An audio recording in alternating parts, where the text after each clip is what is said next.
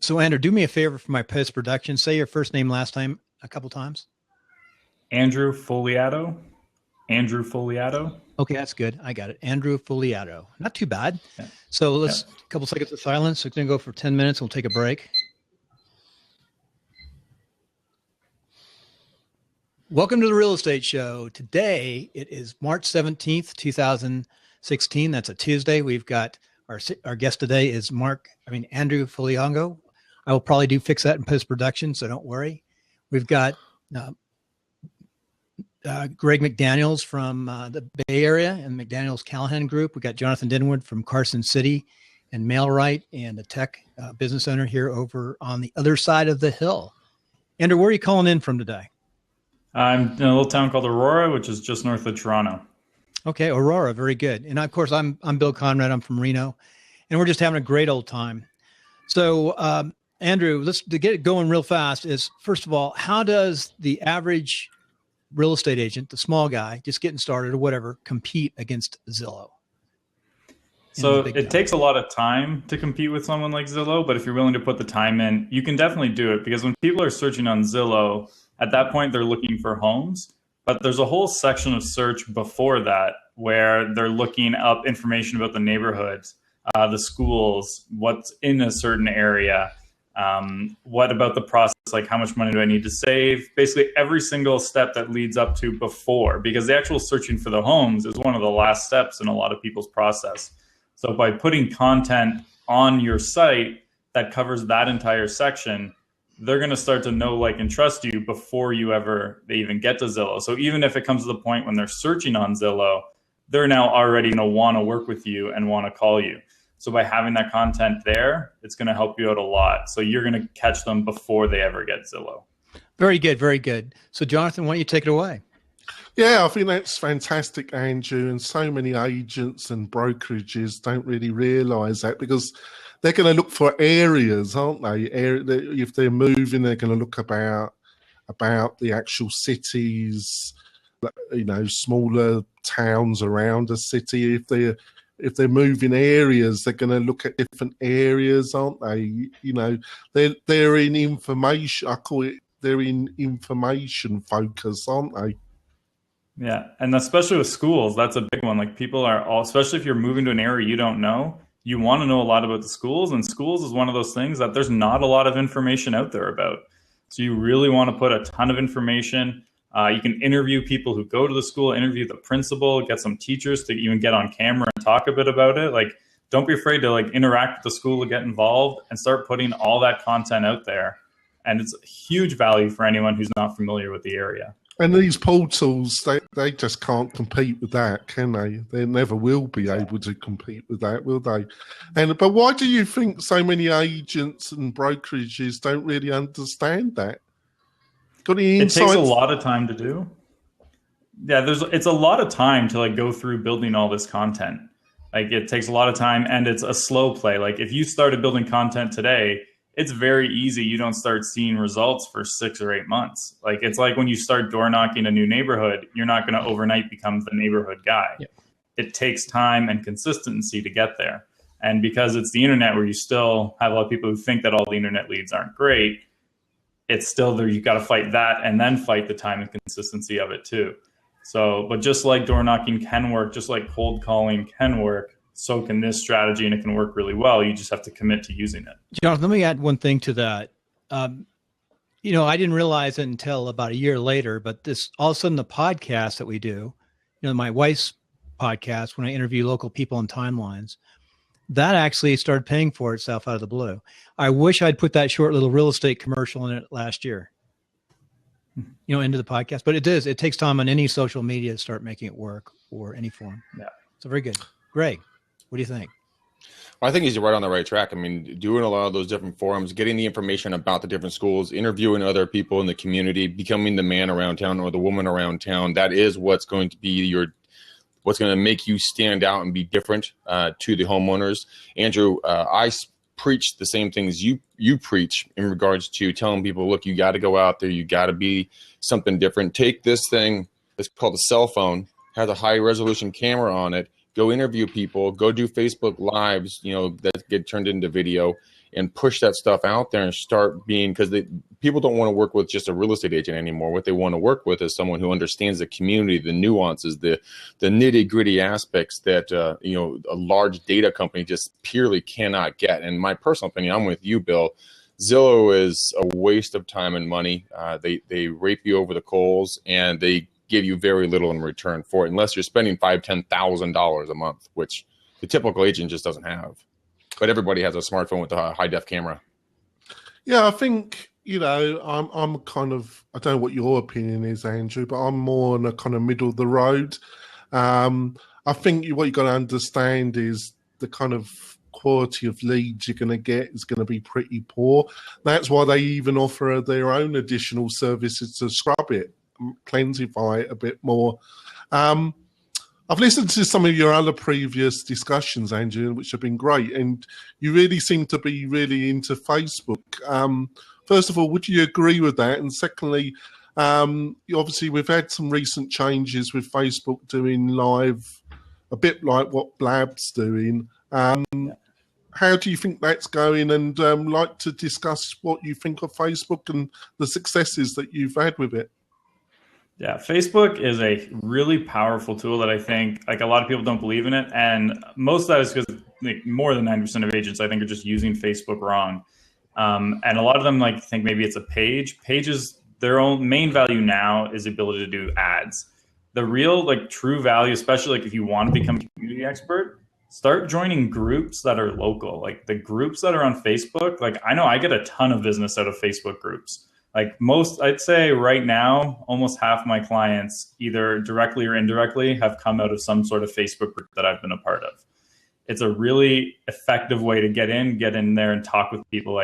There's a lot of, I know in my town, a buy and sell group for Aurora, where people go on and they talk about buying and selling. And you can see a ton of people in there who are looking to sell something because maybe they're decluttering their home, and you can get in that conversation with them. And if you help facilitate that, that can also help you out. Just provide value in these groups, and you're going to see a lot of kind of good come from it in the end. In terms of the live video, it's still new enough. I haven't seen a ton of people kind of using it well. It's definitely one of those topics that's hard to see where it's going to be the most effective, because most people right now are just using it for open houses. It can work, not necessarily the most creative way to use it. I think there's a good opportunity there to do maybe live Q&A. So answering questions for first-time buyers on Facebook, things like that. There's a lot of opportunities, but it's still so early with it. And it's still it's too hard to necessarily say that Facebook live video is going to be huge in real estate. Well, Andrew, what I did with it today actually is I was at we had a $3.6 million listing in a place called Alamo. And so what I did is I just said, hey, I'm living the hard life at a $3.6 million listing, and then went live, and then just waited for people to come on, to just chatted with them. I had over 100 people that visited with me. I had over 75 people that were communicating with me. And people, as I went through the rest of the brokerage tour today, people were talking to me going, what was that? What is going on? I mean, I have a gal that I used to date. She just hit me up on Facebook Messenger while we were talking. She's like, hey, sorry I missed you as you popped on. I saw you, and then I thought it was live, and I popped off. It was, oh my, what was that? And I'm like, yeah, you should use this thing. It's a powerful tool. I mean, there's no other tool out there that has a built-in base for people to come watch you, that want to interact with you, that it's recorded into a video format, and you can take live fire questions. You can do a virtual open house with someone on the other side of the world, or have it forwarded to them while they see all the interactions, so they see that you're viable. Then it's not like one of those videos that gets 2 views on YouTube and nobody ever sees it. So I think it's in, like you said, Andrew, it's in its infancy. But I think as soon as people get over the fear of live video, and they understand that they can communicate with people live time and talk to them essentially, I think it could be big. But yeah, only time will tell. Yeah, I think especially people who have a unique situation, that's where it's really going to take off. $1 million homes, you'll get a ton of action. If you're in a recreational area these days, like cottage countries, lakes, mountains, it's an unfair advantage now with the way Instagram and social media is. It's going to be huge. Luxury and recreational properties should be the best. Social media should be the best thing that ever happened to those agents. Yeah, I can also, what you said about pages, but I've been reading the new book, from old Chris Smith. And folks, he's agreed to come on the show in the next couple of weeks. So that should be an interesting discussion.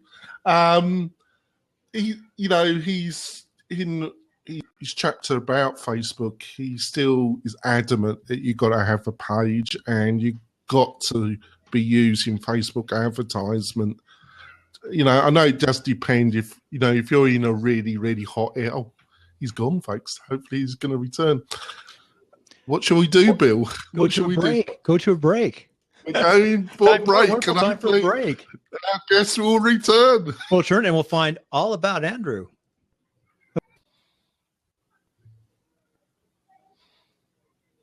Okay, we're just blabbing around the break, and we're coming off the break, and we're going to finish up and then go on to Andrew's life and success principles. We're going to finish up with talking about the funnel and the conversion code by Chris, like you're talking, Jonathan, before the break. So a couple more minutes on the funnel. Yeah, the conversion code. You've been reading it like me, Andrew. What did you have you read the Facebook chapter? I haven't gotten to that yet. Oh, you've got to quicken your reading speed, Andrew. But he's adamant that Facebook is still where the action is, and Facebook advertisement. So would you generally advise agents if they're not in a super hot area, that they really should still look at Facebook advertisement if they really want to boost, the results they're getting? What's your thoughts about that, Andrew? I think in any area you should have it.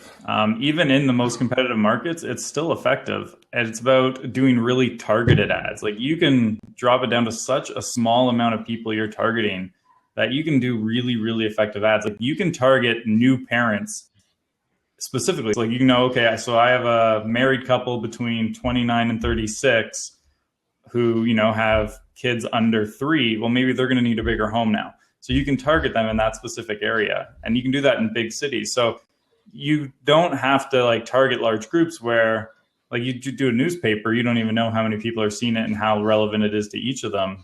If their circulation is, but how many of those people put it right into their recycling bin? Facebook, you can get it down to a very small number. Like I know this ad's going out to 2,000 people, and then I know how many people saw it. I know how many people clicked on it. I know how many people converted into leads. And it's a really, really effective tool. And that's why Facebook pages are so valuable, because you need a Facebook page to have a newsfeed ad. And the newsfeed ads are some of the most effective ones. Yeah, can you, to wrap up before we go on to your success principles, can you give some quick insights about the different types of advertisement? You just mentioned news feeds. Can you mention some of the others and give some information to our audience around that? Sure. So there's the Facebook news feeds, which are the most important ones to do. And it basically just looks like a regular post on Facebook and then just says sponsored underneath. Those are the most effective ones. Then there's the right column ads, which are the ones you see up on the right side, not quite as in-depth, smaller. They don't perform as well. But lately I've actually seen them performing a little bit better than they had in the 6 months previous. So they're worth paying attention to, at least, because maybe Facebook's made a change. I'm not sure. But I've found in the past month or so, they have been performing better for me. Then there's obviously mobile news feeds, what people are seeing on their phone. You can also do Instagram ads through Facebook. For Instagram ads, what I found so far, engagement is a lot higher. So you're getting a lot more people hearting the photos, which is the Facebook equivalent of a like.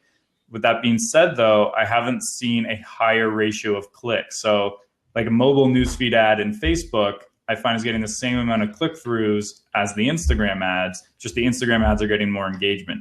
So for Instagram, it's a great place for branding, but you're not getting a ton more clicks, I found, than Facebook mobile newsfeed ads. They also do what's called Audience Network, which is, you're on an app or something like that, and you have like a pop-up ad before. Some of those can be through like the Facebook Audience Network. Those ones I always turn off. Very good. Greg, you're being quiet today, but we need to jump in these life and success principles. So we can be on timelines. We do 2 RSS feeds, which is kind of fun. So your life and success principles, we're going to go through those quickly. And you can also say how they might apply to a real estate agent. And I really like they're a little different, but I'm going to name them, then we'll go over them one by one. Be serendipitous, never say no to an opportunity, and take time for your family. So be serendipitous. What's that mean to you, and how does that apply to real estate? So for me, that just means always kind of adapting to the chaos that's out there, because every day you get up, it's going to be a little different. In real estate, especially being an entrepreneur, you never know what's coming that day. Like, you might get a call, you're at the door at 5 minutes that you didn't expect to be. Like, I've had days where I thought I was going to have a nice, quiet work from home day, and I didn't get home till 10 p.m. That's going to happen sometimes, and you just got to go with it. And you don't complain about it. You just get up and you go with the day and make it happen. But part of that too is you also have to be willing to know which times it's not the right one to jump with one of those opportunities, or one of these things you have to do. You have to time block. So like, I know I need to spend 2 hours in the morning doing a specific task. I'm turning off everything else so I don't get taken away from it. Well, never say no to an opportunity. So what's that all about? So that is, you never know where something's going to lead. So I get calls all the time from people asking me, am I interested in doing this? Am I interested in doing that? I'd like to work together. I'll always listen to them, listen out, and then see where I think that opportunity is going. I'll give people the chance to perform, even if I've heard maybe from other people that they're not the best person to work with, because I'd rather see for myself. But, if I've heard something, maybe I let them prove it a bit first. But I'm always willing to give an opportunity out. Greg, I asked Greg a little question on the side. It's kind of interesting. So in real estate, people want to be listened to. So you got to listen more than talk. Do you run into that too? What do you do how do you sort through your calls and your opportunities, Greg? In regards to leads or anything, people that are calling to do anything? Never say no. Does that apply to you? No, I mean, I'm very much like Andrew. I'll vet them out myself, because maybe there's someone who has a personality difference, or maybe they have a bias against them. So like Andrew, I'll have a conversation, I'll have a lunch, I'll have a call. But if I think they're full of it, I'll be, as you guys know, I will tell them in no short, very unkind terms that they are not going to waste any more of my time. Yeah. And because, it's your time, it's your business. You have to protect it. This is how you make your living, put the food on your table for your family, put the shirt on your back for your kids.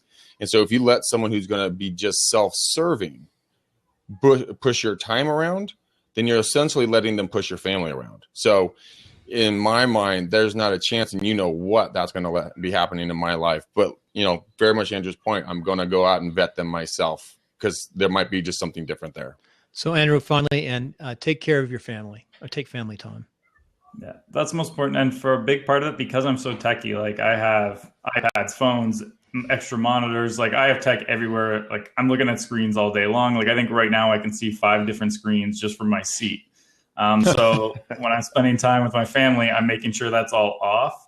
Unless we're like binge watching some Netflix together, we'll have that one screen on. But like phone goes away, we hang out together. If we have the dogs out, we take them out. I leave the phone away. And so like you'll find like I go to major events, I'm not Instagramming them a lot. Like maybe I'll take a picture at the beginning, maybe I'll take a picture at the end. But for the most part, during like big events, things like that I'm doing with my family, you won't see a ton of social media action during it, because I'm trying to engage in the moment with my family. And that helps me really kind of recharge and get away from all the stress of running a business. Very good. With that, we're going to take a quick little break again, and then we'll come back to a little commercial for you. How can the listener get a hold of you? And finally, one last question. Okay, coming off the break, it's really important, Andrew. How can the listener get a hold of you? They can reach out to me, justsellhomes.com.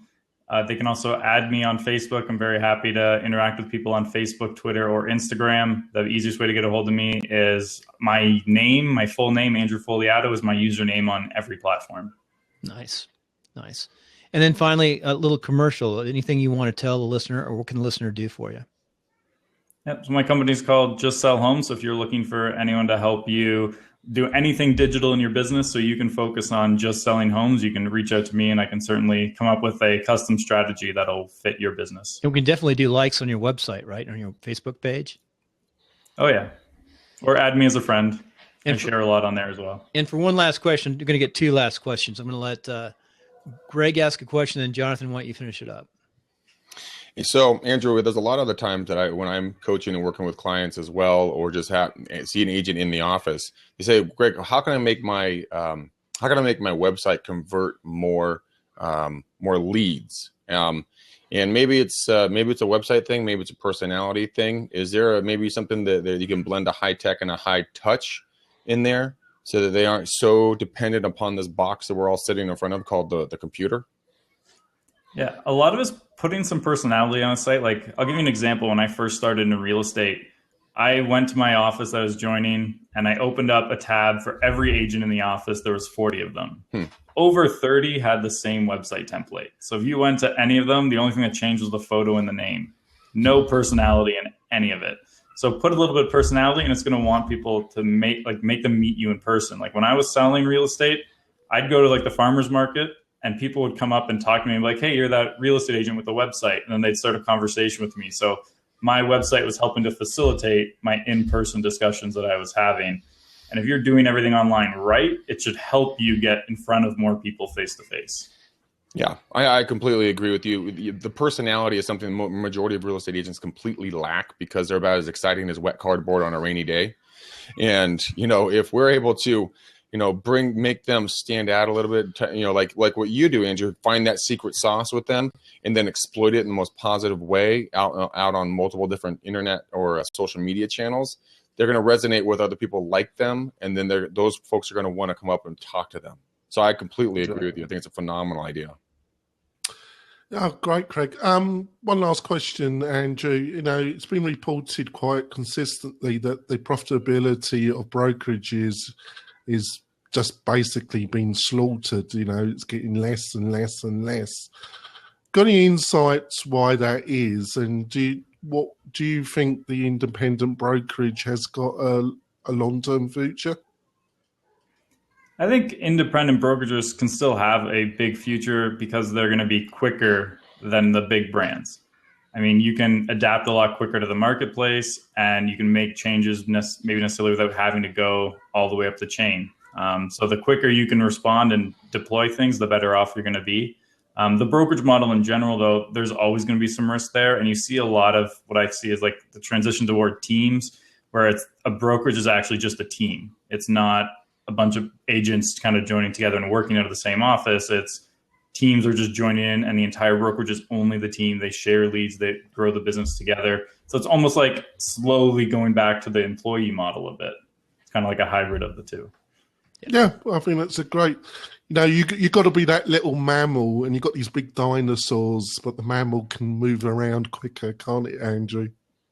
Yeah, exactly. Well, it's all about speed now. With that, we'll finish up for the podcast. We're going to stay on for a half hour or so and let other folks in ask questions. And really, I really like folks, if you're listening on the podcast, come on in, go to WP Tonic or Timelines of Success, and 2 RSS feeds and watch this show and watch after the show and join us every week, same time, 4:00 Pacific on Thursdays.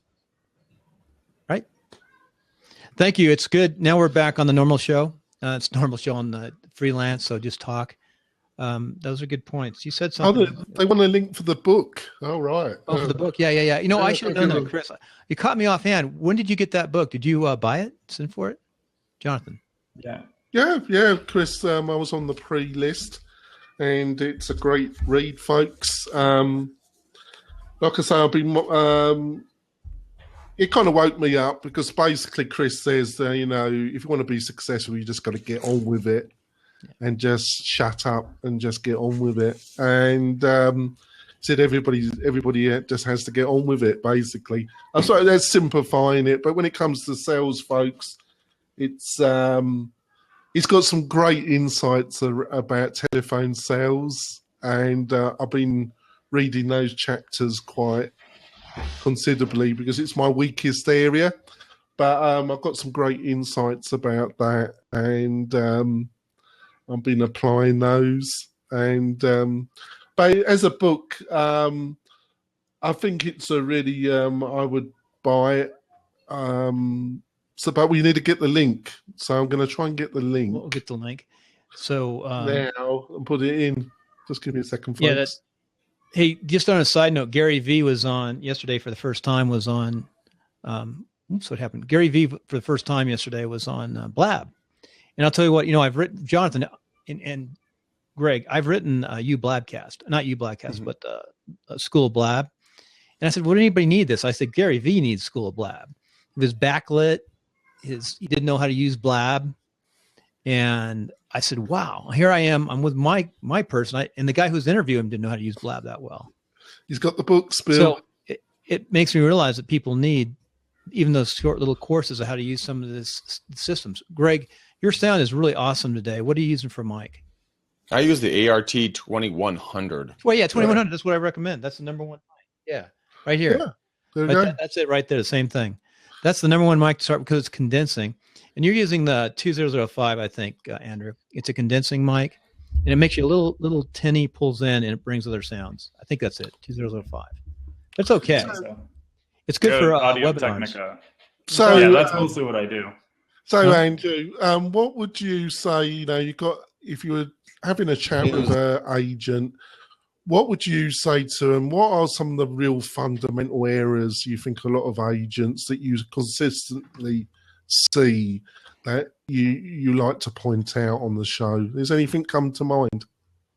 The biggest one for them is just getting up and actually doing it. Like there's too much talk of like, oh, I want to make sure it's perfect first. I want to make sure this is right. I got a little bit more to do before I launch it, but just get up and actually do it. I mean, start working. Don't worry if it's completely perfect. Done is better than perfect.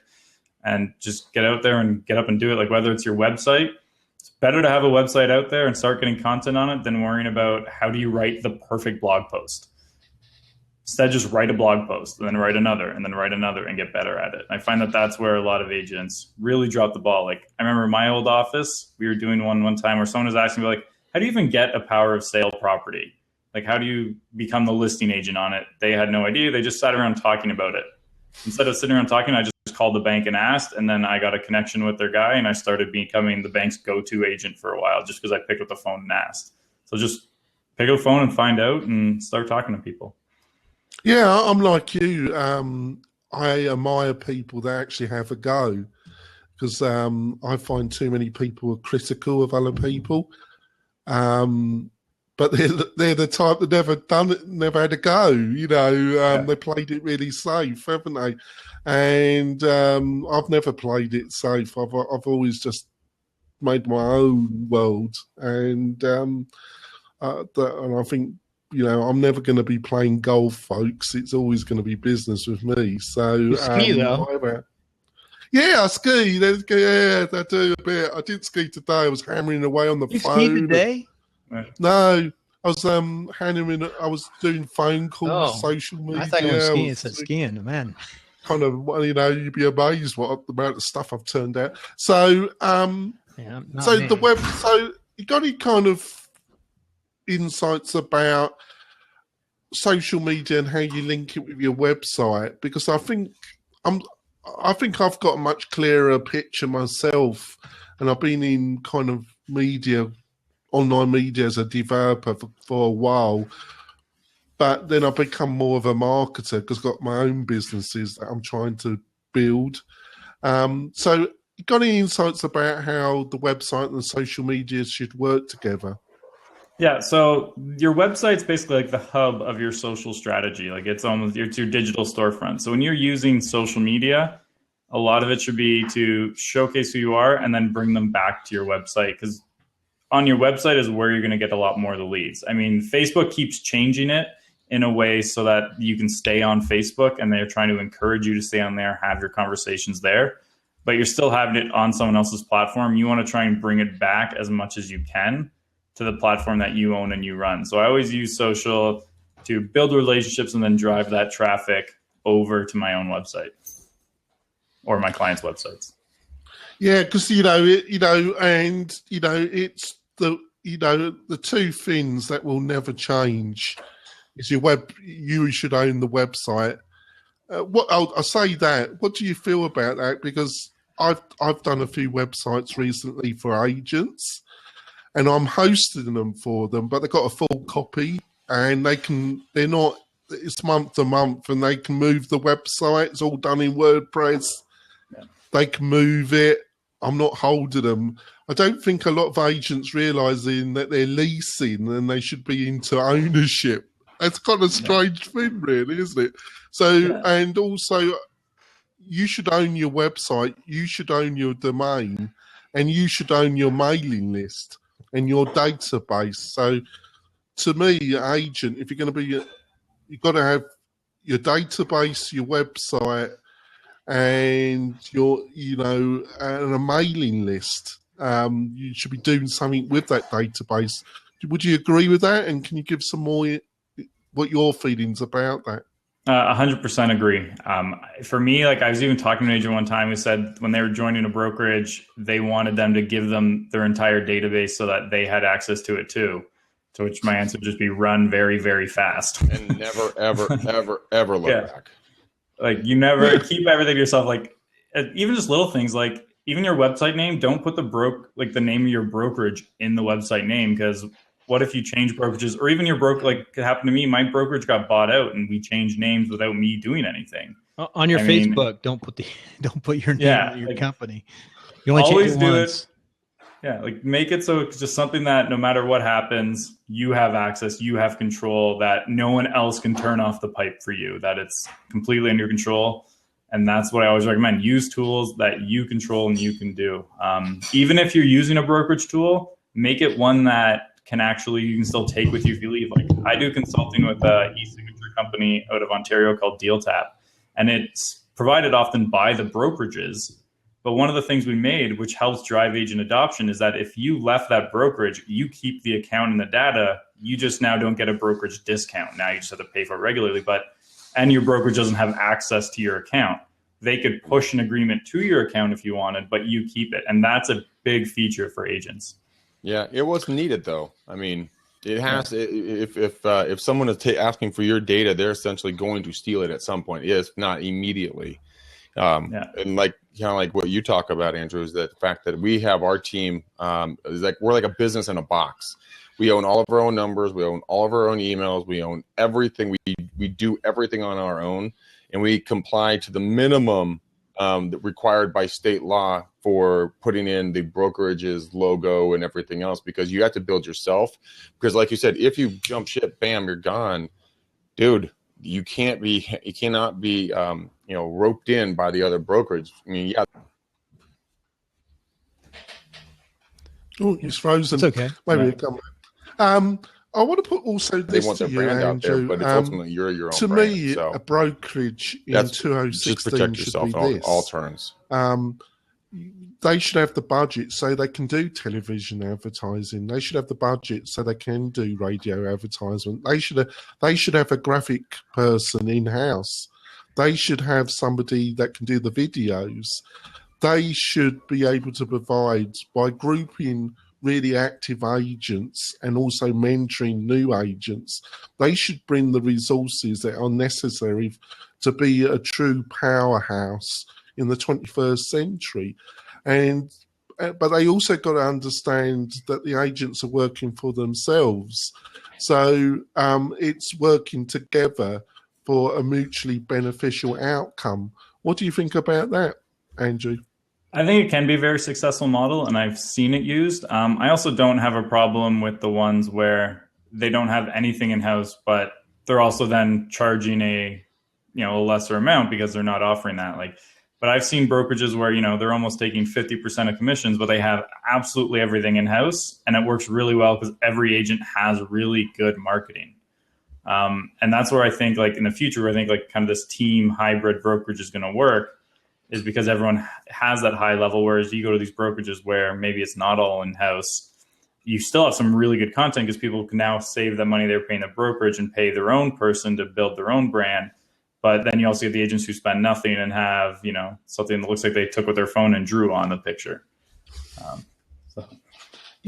tried it 3 years ago when I had the money. I was going to try to start, but my wife didn't want to test it or invest over here.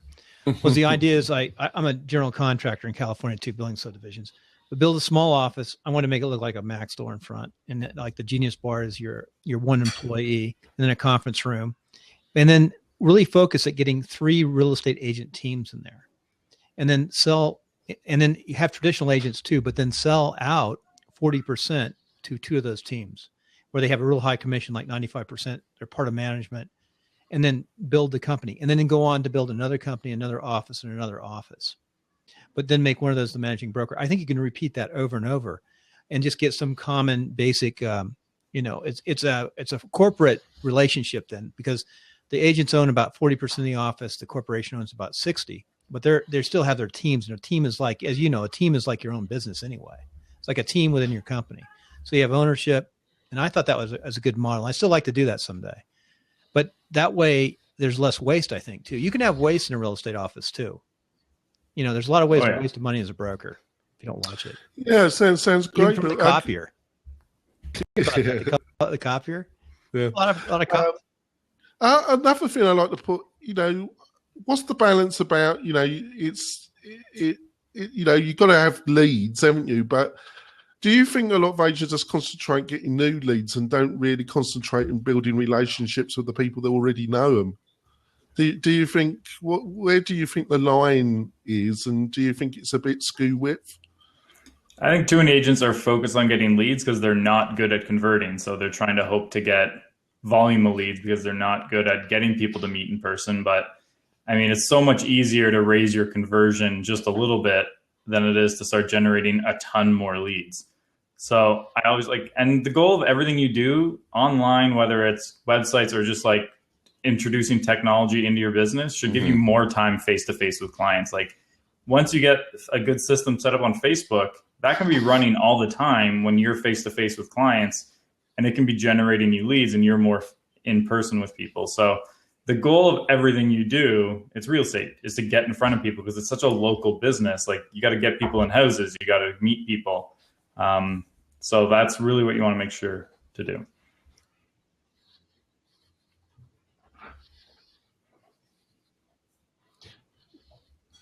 Maybe another idea for folks to get in front of them is something that I'm going to do. Is I'm starting out probably, well, not tomorrow, but next week, just because timing wise. But go sit your rear end down at a Starbucks or a coffee shop or a restaurant or a bar or a park or something. Just start doing some work. Wear your name tag. Be friendly. Talk to another person. You can do all your Facebook updating and everything else, and lead follow up when you're at the establishment.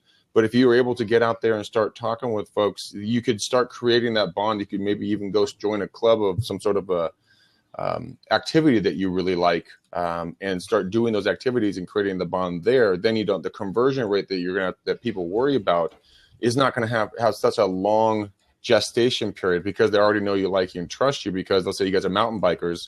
Well, everybody goes out on mountain bikes. You don't talk about it. They ask you what you do, and you just did a rock and ride.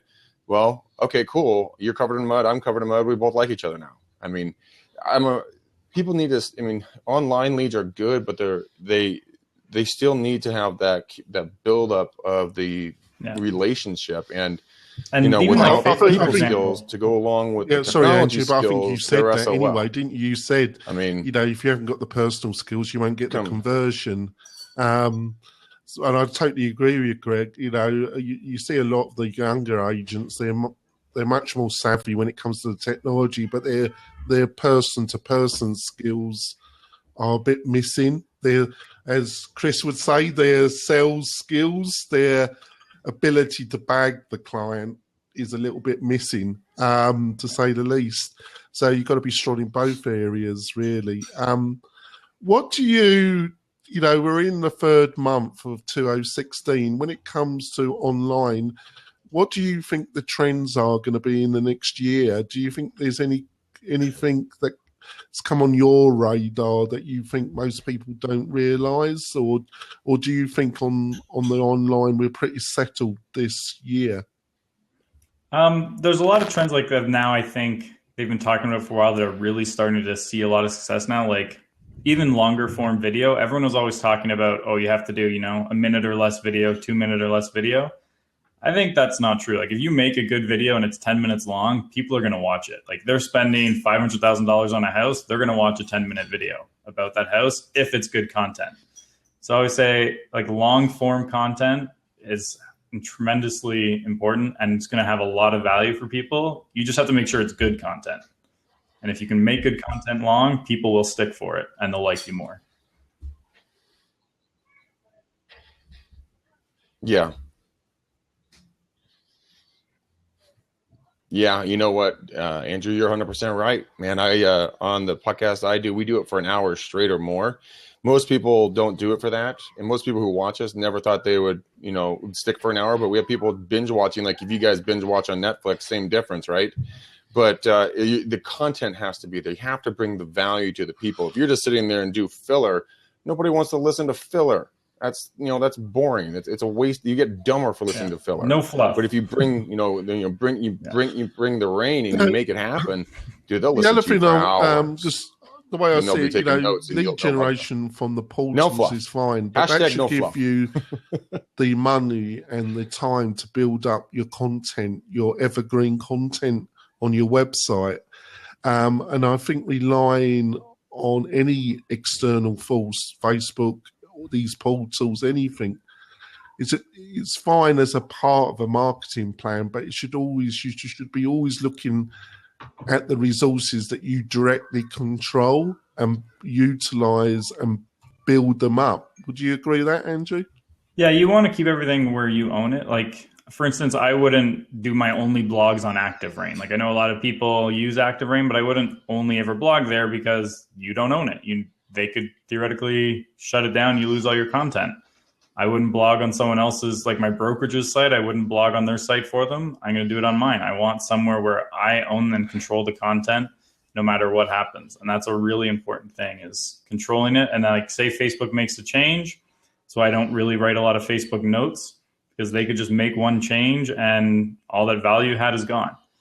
But you want to keep adapting to like what's going on with Facebook, because it's still an incredible tool to drive traffic. Then you also want to look at, well, what other things are coming up? Like, for instance, medium.com, really great for writing content on.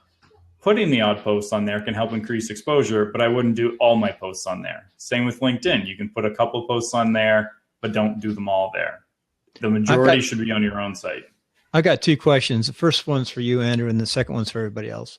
So I'm going to say both of them. The first one is, I put this up above, what should be on your Facebook business page? What kind of posts should you put on there?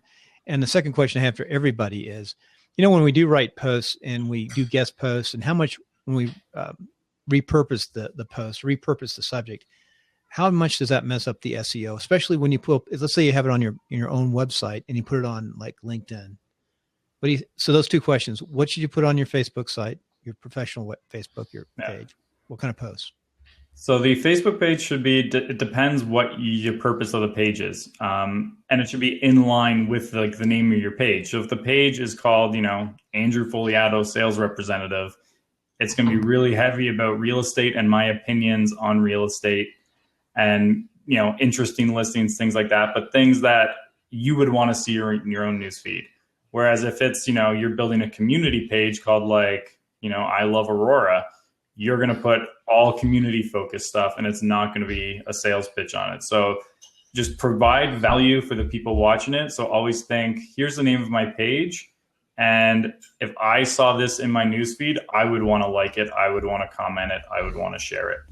Too many people just blast, I have an open house this Sunday, 2 to 4. Well, if you weren't in real estate and you were going through your feed, would you really care about, especially if it's someone else from another town? Probably not. So always provide relevant value to the people watching it. And in terms of the duplicate content, it still can work. It will eventually, could potentially hurt you. I've seen some studies about it going either way. People kind of disagree. There's actually a quote from someone who worked at Google saying, as long as you're not trying any black hat SEO tactics and you're duplicating content, you'll probably be okay. But you might want to do little changes. Like maybe you change the title of the content, change a few of the paragraphs around just to repurpose it a bit, but make it a little bit different. But as long as you're providing good content and you're using all white hat SEO tactics, then it's okay to duplicate the odd content. What do you think, Jonathan, on that? That's interesting. I'm always concerned about curating content and reusing content on various platforms. But if you're producing it, it should go on. It should go on your platform first. The only time, if somebody that's got a bigger web presence than yourself and they're asking, like on WP Tonic, that's our other podcast, folks. We have guests and they produce a article for the website, but the agreement is that for a few weeks, that's going to be evergreen content just for WP Tonic. But after that period of time, they've got every right to put it anywhere they'd like.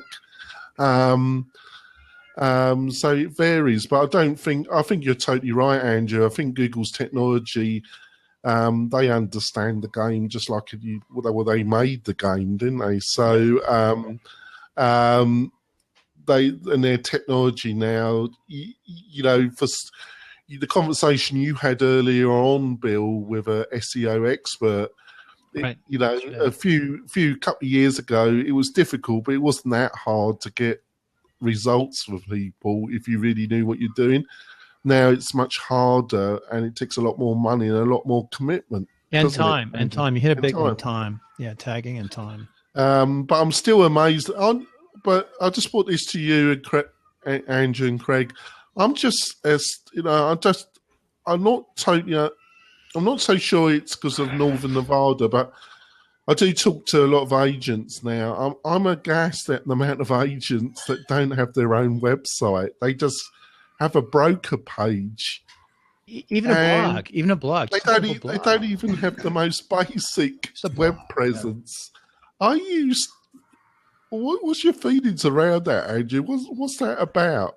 Well, I mean, if you're not going to do anything with your website, I mean, might as well go with a broker page, because if you just get a basic templated website on your own versus the broker page, but then you don't do anything and you never go online again, your results are going to be the same if it's that or a broker. So might as well save the money and stick with the broker page. If you're going to put any effort into anything online, then you need to get your own website.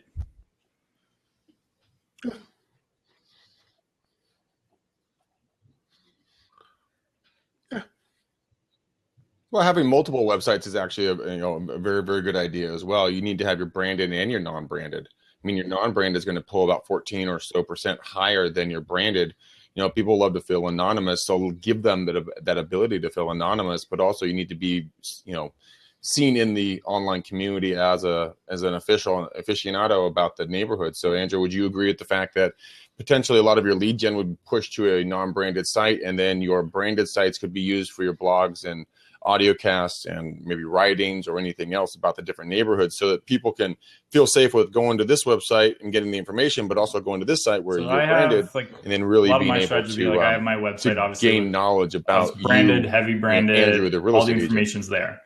And then I do like single page websites, which are basically just landing pages or squeeze pages, and they're just sitting there with that one URL. There's no like multi-page websites that I have out there otherwise. So I just do a lot of like very specific, like search bungalows for sale in your area. That's one. Home evaluation. Can you give some examples of your landing pages? Mm-hmm. Yep. So for a lot of my clients, we have like first-time home buyer seminars. You want to learn how to buy your first home. We're hosting seminars. They do them monthly. You can sign up on the site. That's one. I have another client. He wrote a book called How to Sell Your Home Fast for Top Dollar. Or is it How to Sell for Top Dollar Fast? Not that it matters.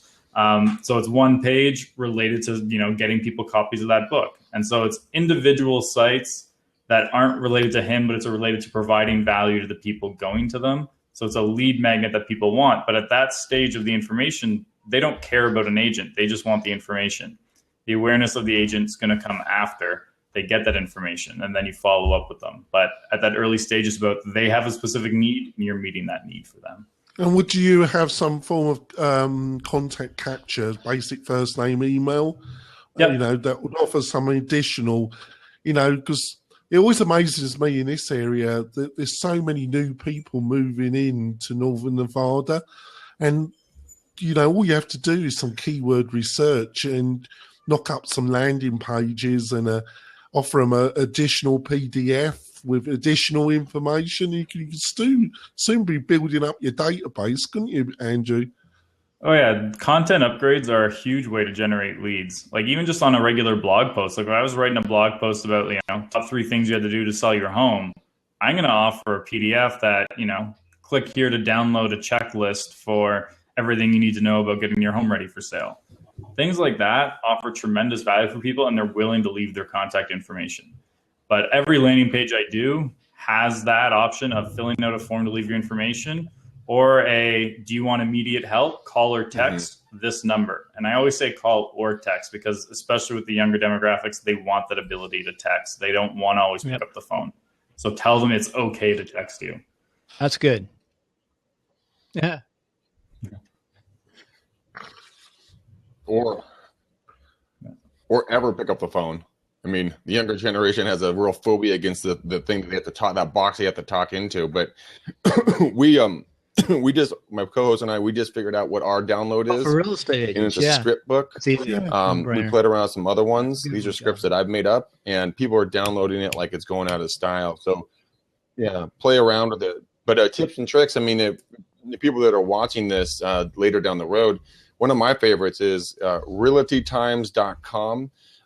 You go in there and there's a bunch of write-ups on like buyers, sellers, homeowners, HOAs, rentals, all kinds of stuff that, you know, you can go read a one-page, you know, little article, put your own flavor to it, you know, do a video back out about it, and then post a link to the article saying, hey, look, I got this article, take a look at it, might be helpful for you. So you're not plagiarizing in any way, shape, or form. You're giving credit to the author, but you're also giving your own 2 cents on it. And it's in both written and audio or video form stuff now. So however people consume things, I'm not exactly I'm on my 4th recent real estate website now, Andrew, and I've noticed a trend though. A lot of agents want to talk about themselves, but they write a lot of content about them, and I try to advise them. You've got to think about your clients, what your clients want to know about. Put your shoes. Do you think that's a general problem, or you know, or is it my lack of ability to educate? It's a big problem in the industry. It's the same with like how there's like 80 people in every market who call themselves number one. It's a lack of imagination, basically. But you always, when you're putting content, you want to put it from the perspective of the consumer. If they're reading it, you should be able to answer the question, what's in it for me if I'm the person on your website? And if it's about you, that has nothing to do with me, really. You're really just kind of trying to tout your own horn. The consumer doesn't care. They'll just go on to the next one. Find the person. Where the one page, and I'd like to ask some advice, the About Us, about the agent page. Yeah. When you look at the statistics, that's still, when it comes to agent websites, and I think Chris also talks about this, it's still one of the most heavily visited pages on an agent website.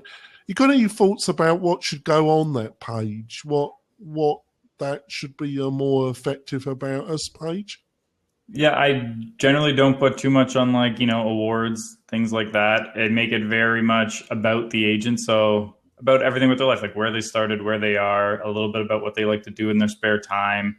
And then I actually have it written from a first person perspective. Like I have it being the agent talking to them, because I find people like to read that it's actually that person. And I write it colloquially. I don't make it try to sound like a resume. I make it sound like the agent's actually talking to the person on the site. And I find that works really well. Some people don't like that, and they always like to do third person as well, like third person bios. And I like to add in at like the end of a third person bio, sign it off saying something like, and in Andrew's spare time, he likes to write third person bios about himself. And it just shows a bit of personality. And then people, they're more likely to want to connect to you when they see that personality in the about you. Do you try and get a video, get them, if they're up to it, have a video of them? Yeah, it's a great way to introduce. Like, video is always kind of a great thing to do online, because so much of building trust with people is them seeing body language and tone of your voice and things like that. So if you're able to, always put video up there. But I also like to have the same content written out, because not everyone's in a position to always listen or have sound playing. Like if they're at work, they don't want that noise coming out in the office, or they don't want the guy in the stall next to them in the bathroom knowing they're on their phone watching a video. They'd rather read it underneath. I put autoplays in on the archives for podcasts, because you get, as soon as you open it, you get a count. Yeah, that's funny. I thought about that too. Hey, one thing though, you said about, I think it's okay to write about yourself and your family sometimes, and so people know, like, and trust, but you have to do it in the right way. We put a Christmas letter up, and the other thing is a seasonal letter. Like when the season changes, you might want to write what your family's doing and what's happening around your city or community every time the season changes, like summertime. And this is what you might want to do in this summer with us. You know, come and join us or something. I mean, that's an idea where you tie in your family and you. And also on your Facebook professional site, I think it's okay. Jonathan, we've talked about this too, that you want to mix in your business, maybe some automation like Jonathan has with MailRite, which is very affordable and very good. We do, which is stories, and then some personal stories about you and what you're doing, your family. Yeah, the more you personalize yourself as a human being, but keep it. It's it's not easy, folks. You keep off politics. Yeah. You Well, keep yeah. off religion. We'll see. You keep Politics off can hurt. religion and you keep off politics. Yeah. But anything, hobbies. We break that rule. Anything that you're committed to, you should start talking about it, because that will link you to cars. Yeah, car or hobby is good. Anything that you're interested in, I think that's fine. Hobby is good. Another question I was going to ask you, Andrew, what do you think of I've got very mixed feelings about these companies like Boomtown, or, to some extent even Curator, where the agent almost gives all their online marketing and say, just do it for me. I have some slight reservation. I think there's a medium ground where you allow somebody to do some of it yourself, but just handing everything over to a third party to do everything for you online. I think I get some reservations a little bit about that, because you're handing a sizable bit of your business to somebody else, really. What's your feelings about that? Well, I'm biased because some agents hand me over their entire exactly. That's why I'm asking you the question. You don't have to agree with it. It's just like you're full of rubbish, Jonathan. I didn't mean to do that. Yeah, though there's definitely a balance you need to find, right? Like, if you're handing me over everything, you want to make sure I know what you're talking about and know what your business is like, what kind of person you are, and it's going to fit what you want. So, like, I communicate a lot with my clients. Not all of them, because some of them actually don't want to communicate. They just say, I don't care what you do, just get me leads. Others, we have like weekly check-in calls where we're going to talk about, okay, here's the type of strategy we're going to take. This is kind of the voice it's going to have. And then I still encourage them to provide content as well. Like, I'll blog once a week for some of my clients, but I'd still rather a couple of blogs a week come from them, even if they're sending me bullet points and ideas of what they want talked about, and I'm just expanding it and writing it in a way that it's kind of optimized. It's still their voice. But you just want to make sure whoever's doing it for you, that you agree with the methods they're using, you know what they're doing, and you are able to stand up for it if something happens, because ultimately it's still your responsibility in the end. Yeah, it's a bit like your taxes, isn't it? Hiring the cheapest person to do your taxes, and then the internal revenue, so they don't care. They just say, well, you should have hired somebody. That's your responsibility. We're still going to hammer you for the taxes. That was your problem. Yeah, I agree with you there. What do you reckon, Craig? What's your insights? What's the balance? Oh, he's frozen. He looks good. He's looking wonderful. Yeah, he looks like I bored him to tears, doesn't it? We probably need to tighten this up in the next 10 or 15 minutes. Anybody has any questions or want to come on, give me a yell. Yeah. I think that a lot of the times, I mean, it comes down to personality types. Because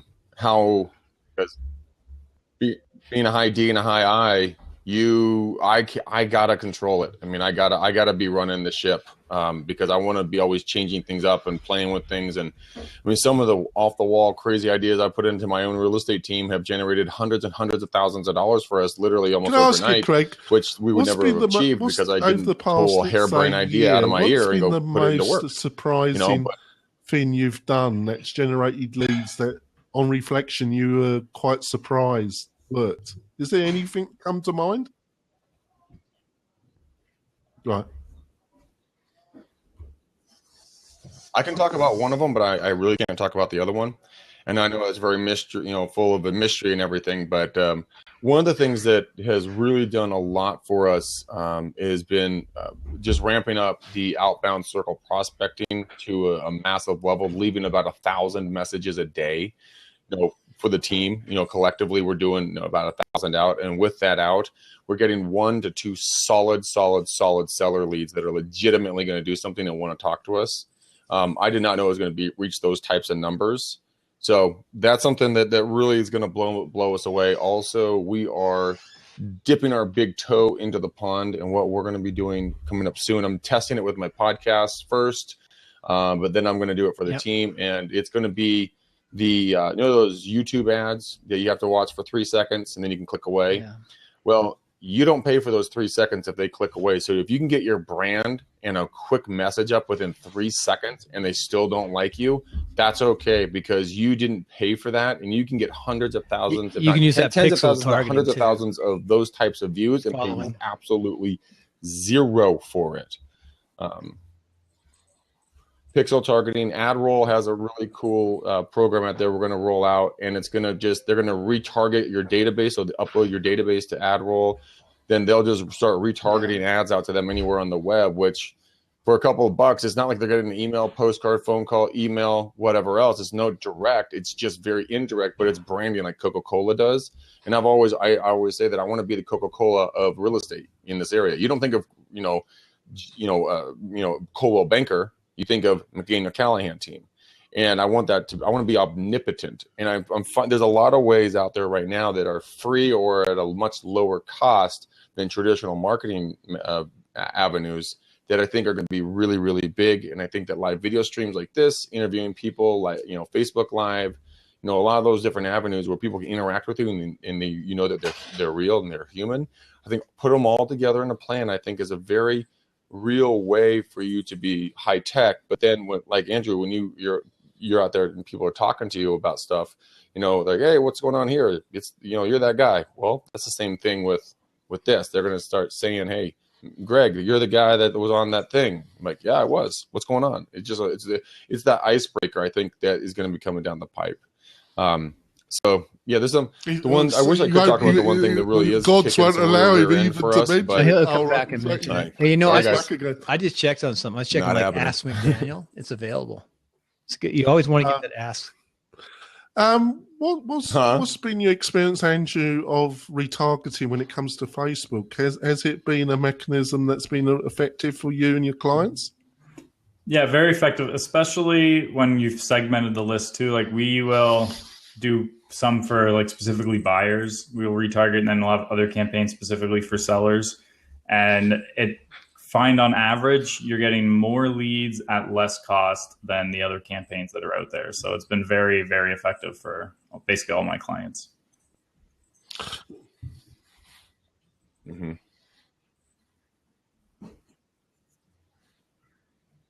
Yeah, the reason is that my theory, and Andrew, I'd love to hear your thoughts on it, is that since people already know your brand, when they see it pop up, it's just instantly like boom, boom, boom, boom, you're there. And then they're like, oh, that's right, I should call Greg McDaniel, or I remember I got to call him, or my wife and I were talking about something. It's just that little nudge that you might not have in other ways. And I mean, since you're a Facebook guy, I know you'll know about this. You can go into Facebook and you can create your own friend lists. So you can go in and friend all of your clients, all your past clients, everybody, right? And then start, put them in a special feed so that you can, when you're in, your supermarket line or the gas station, you go to Facebook and you go to the, clients or whatever you want to call it. You click on it and you just see everything that they're doing, and you can follow up with them right there. Andrew and his wife just had another baby. No, we were lucky. Jonathan, really, just launched his new product. And you're in well. Really strange. You're actually very good. Like them, have a conversation with them, come back again. As long as you come back, that's the main thing. He laughs. Sometimes, Andrew, the guests don't really get my English humour. Well, thank you. Don't think it's very humorless at all. Well, I'm blabbed out. I'm not 100% Andrew, but I've lasted. So, got any questions, Bill, that you think we should end the show with? Or nope. Though, Greg, you should go by askmcdaniel.com. If you have that diction like I do, I'm surprised that's available. Ask McDaniel. Hear that? Go by askmcdaniel.com. It's available. I was doing my diction to domains. I was thinking about what you said for landing pages. Ask McDaniel is available. Hey, don't even think about it. You want to bag that? I'm going to buy it right now and charge him for it. Point to my name. I'll point to mine. Ask Bill. He's the mercenary at heart as ever, Billy the Wizard. Point it. Make my own landing page. No. So to finish up, Andrew, You got any kind of tip or trick that you like to share to guys, the audience? You got any kind of thing that they could do in the next week that might really help them, apart from the obvious hiring you, obviously? Got anything else? So, well, one tip that's actually worked well for my clients is, like, when you think about people who door knock, a really effective way to door knock is like, I have a buyer looking in your area. It's a really effective way to door knock if you actually have a buyer. I've now taken those campaigns and put them on Facebook. So I'll, even take a picture of the client, put them with a picture of like their ideal type of house, target it to the neighborhood they want, because you can go down to like 1 mile radius and say, this is my client, here's their name, they're interested in buying a home in your neighborhood. Click here to find out if your home's a match. It generates a lot of appointments, a lot of potential people looking to sell. So even if the home's not a match, you have that conversation started. So I find that one's been really effective for us. I'll give you top marks on that, Andrew. You get 9 out of 10 for that little one.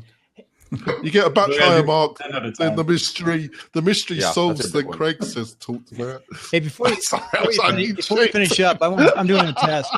You got me thinking about these landing pages and different names, because I do think you need a lot of landing pages and build them, and get really good at building just a landing page. But Greg, do me a favor, click that link I just stuck in there and tell me what it says. You freeze, or anybody else click it? You click it, Jonathan. All right, I'll click and it says, can you create an account there? It's going to blow my browser up. And what's it charge? What's it asking? And I'm just getting charter. I'm just getting a. No, when you click that, it's not getting anything that link. No. Darn it! Why? No, it's loading. I think that's more to do with Blab. Are you not getting anything either? No. So when you guys click that, you're not getting anything like create an account or anything. That link down there. No, it's just a slowly load untitled page. Huh. That's a bummer. There we go. That's life, isn't it, Andrew? Well, Andrew, I think we've blabbed out. Thank you so much for coming on the show. You did answer. I hope I was one of those pleasant surprises that you get in the start of your day. I think we've covered some really interesting stuff. Hopefully you've enjoyed it. It will be on YouTube. Bill will do his sound wizardy. He does excellent work, and we'll have you on the podcast, and we'll send you the link. And we'll have you back on the show in a few months if you're prepared to join us again. Absolutely, anytime. Thanks for having me. I appreciate it. I think we've covered some interesting stuff, haven't we, Andrew? Yeah, it's been a good talk. All right. Do you ever get Bill has a go at me? What really gets you excited, Andrew? A big check? Well, sure. But what really gets me is finding something I didn't expect that works online. Like finding that one that, gets you 5 serious seller leads right away. Like I actually really enjoy doing that. And then I know when I get that from my client, they're going to be a client for life when I find those ones that work. So that personally gets me really excited, is finding those campaigns that you didn't expect to work or you weren't sure what they're going to do. And then the results just start rolling in, especially when it's an idea you just randomly had and went with it. Yeah, I can understand that. Yeah. All right, Bill, shall we end it, Bill? Okay. I've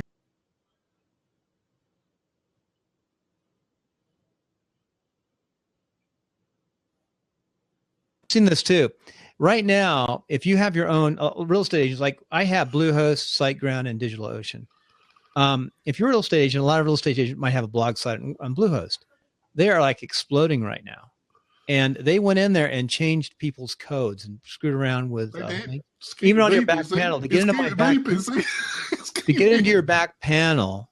That they have changed, put some code on. So even if you're transferring that to another domain provider, so I think we might have seen the same thing. But like, don't buy hosting for more than a year if you're going to host. Just a little rule, and then so you can transfer to whoever's working with. Because Bluehost is definitely having problems right now, and.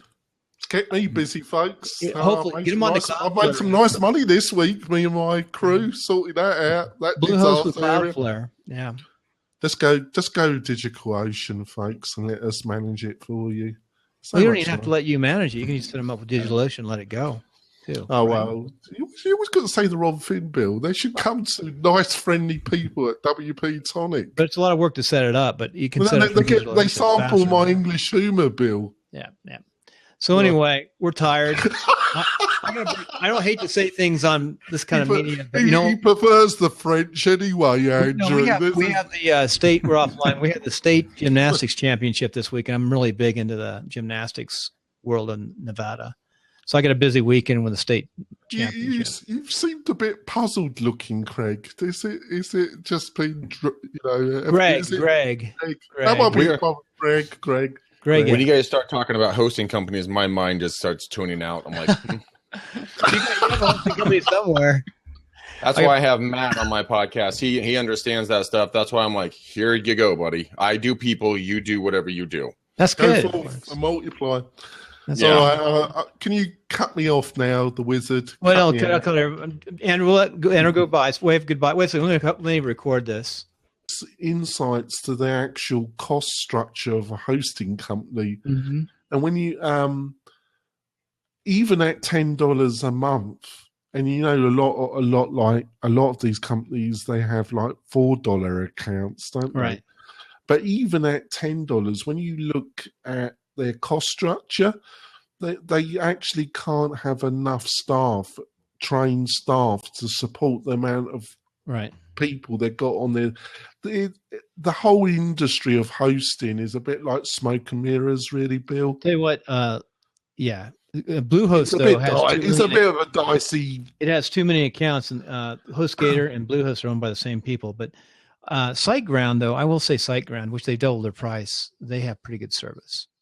Well, the thing with SiteGround is they're in Europe. Well, I've got no problem. I was with them for years, Bill, and the Bulgarian friends, I used to call them. The thing is, they can offer more technical support because they're based in Bulgaria, which is a lot cheaper than being based in the US. But you will find they will try. If they get any money out of you, they will not ever refund anything, right? Mm-hmm. Secondly, they try and upgrade you left, right. You understand it. So you know that when they do I'm worried about the annual. But I've had clients where they've ended up with a $250 bill because they've upgraded them so much. So they're constantly trying to upgrade people, and those that don't really understand it, why should they? They end up with $80. You get everybody with they'll install your secure socket for free and then charge you $80. And the other thing is, it's basic hosting. If you ask them to do any kind of recovery or anything that's really out of any kind of average, they will hammer you.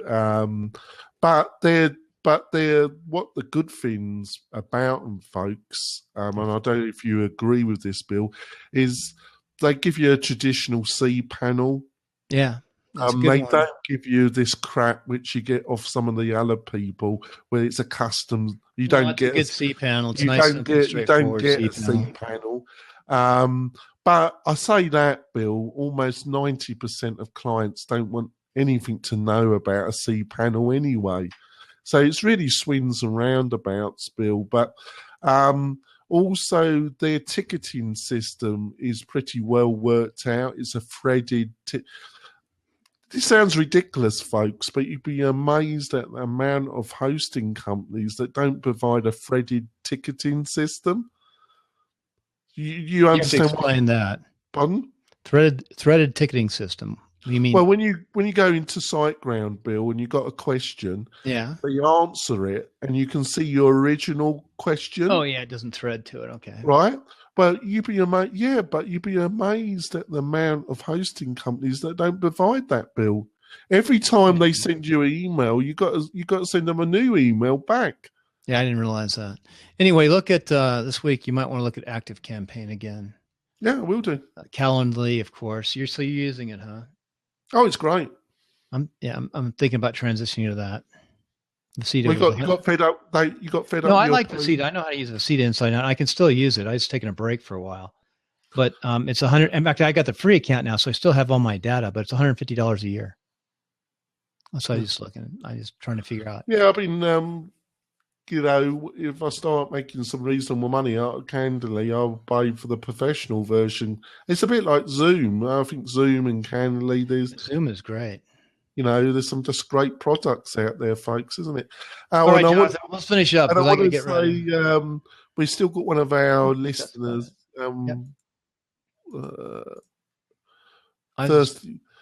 Thirsty Plus Mum. She found a I can hardly talk, folks. A typo mistake. She pointed it out to me. Thanks, dear, for that. On what? On the template on yours? Yeah, it's good. No, it was on the blab on my